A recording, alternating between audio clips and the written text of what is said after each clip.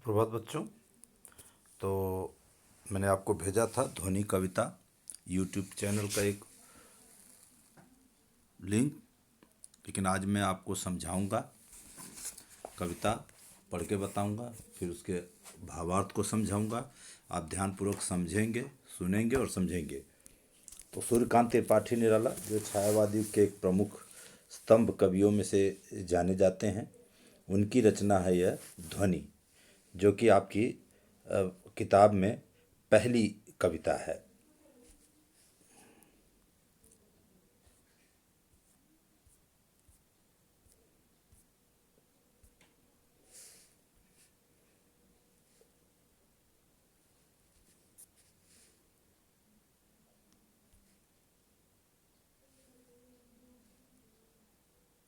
इसे हम पढ़ेंगे ऐसे। अभी न होगा मेरा अंत, अभी अभी ही तो आया है मेरे वन में मृदुल बसंत। अभी न होगा मेरा अंत। हरे हरे ये पात डालियां कलियां कोमल गात, मैं ही अपना स्वप्न मृदुल कर फेरूंगा निद्रित कलियों पर जगा एक प्रत्यूष मनोहर। पुष्प पुष्प से तंद्रालस लालसा खींच लूंगा मैं, अपने नवजीवन का अमृत सहर्ष सींच दूंगा मैं। द्वार दिखा दूंगा फिर उनको, है मेरे वे जहां अनंत। अभी न होगा मेरा अंत, अभी न होगा मेरा। इस कविता में कवि कहना चाहते हैं, सूर्यकांत त्रिपाठी निराला जी, की प्रकृति का बहुत ही सुंदर और अद्भुत वर्णन किया करते हुए कहते हैं कि अभी तो उनके वसंत रूपी यौवन की शुरुआत हुई है, अभी उनका अंत नहीं होने वाला। यौवन यानी जवानी।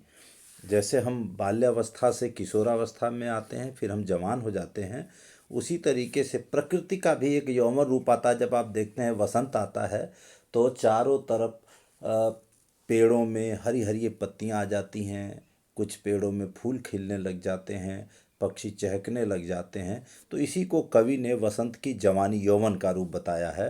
कहता अभी उनका अंत नहीं होने वाला है। प्रकृति के बारे में बताते हुए कवि कहते हैं कि हर तरफ हरियाली छाई है और पौधों पर खिली कलियां अभी तक सोई हुई हैं। कलियों को इशारे से यहाँ वो दुखी और परेशान लोगों की बात कर रहे हैं। यानी जो कलियां हैं, जो शांत हैं, चुपचाप हैं, उनके माध्यम से संसार के जो दुखी लोग हैं, जो परेशान लोग हैं, उनकी तरफ इशारा करते हुए कहते हैं कि आगे कहते हैं कि ध्वनि कविता में कवि निराला जी कहते हैं कि वो सूरज को आसमान में ले आएंगे और इन सोई हुई कलियों पर को जगाएंगे हाथ फेरते हुए। अर्थात वो निराश और परेशान लोगों को जिंदगी को खुशियों और सुखों से भर देगा।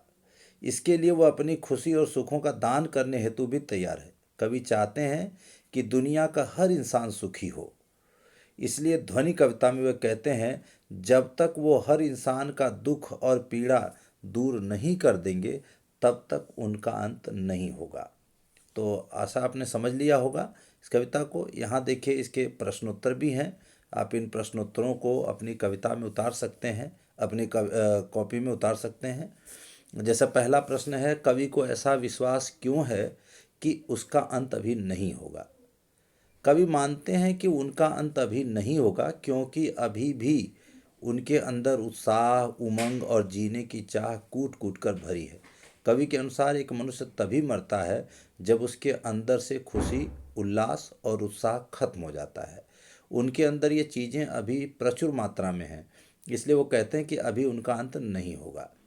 दूसरा प्रश्न है, फूलों को अनंत तक विकसित करने के लिए कवि कौन कौन सा प्रयास करता है। अब देखिए ध्यान से, यहाँ कविता में भी बताया गया है, कवि फूलों को अनंत तक विकसित करने के लिए उनके ख्वाबों को स्पर्श से जगाने की कोशिश करेगा। ठीक, वो कहता है ना, निद्रित कलियों पर हाथ फेरने की बात करता है, तो वही बात है यहाँ पर, ताकि कलियाँ नई सुबह देख सकें। फिर कवि उन्हें नया जीवन जीने की ऐसी कला सिखाने का प्रयास करते हैं जिससे फूल अनंत तक विकसित होते रहेंगे।